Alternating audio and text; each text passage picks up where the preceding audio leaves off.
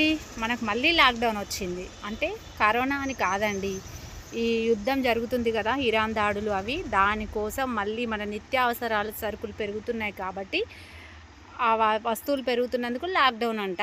కేంద్ర ప్రభుత్వం అనుకుంటుంది. ఇంకా ఫిక్స్ అవ్వలేదు. అవునో కాదో నాకు తెలీదు. నేనైతే ఇలా న్యూస్ ఛానళ్ళలో చూస్తున్నాను.